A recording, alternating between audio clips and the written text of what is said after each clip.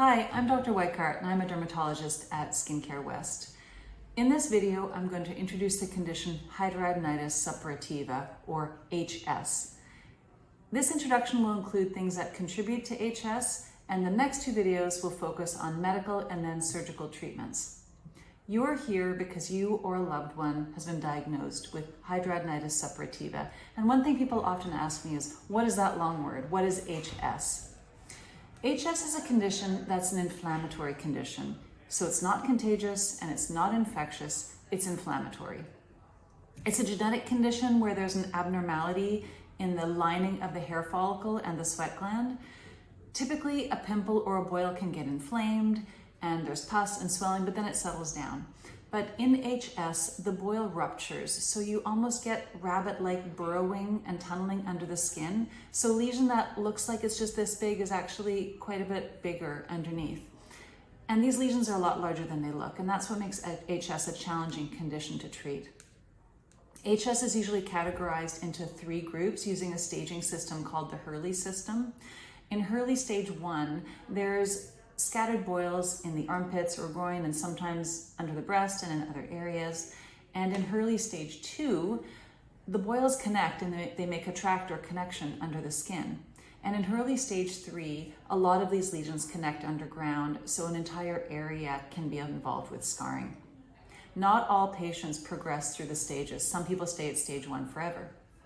But I want to reassure you that HS is often misdiagnosed, but doctors are getting better at recognizing it.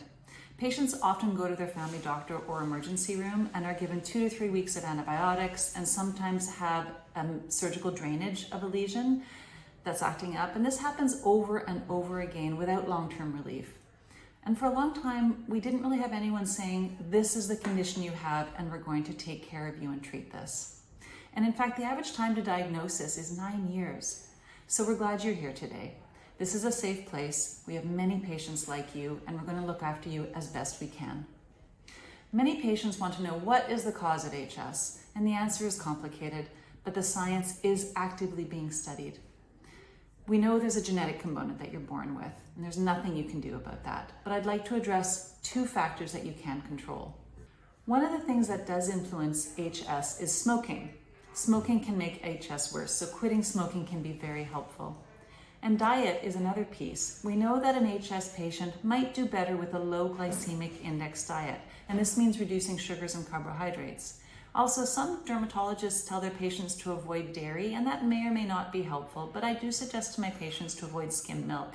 Skim milk has a higher whey protein, and that might be a factor to avoid.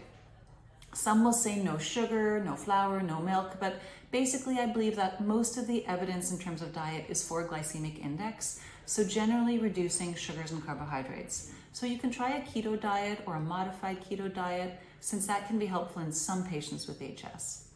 In the next video, I'm going to be discussing medical and then surgical treatments for HS.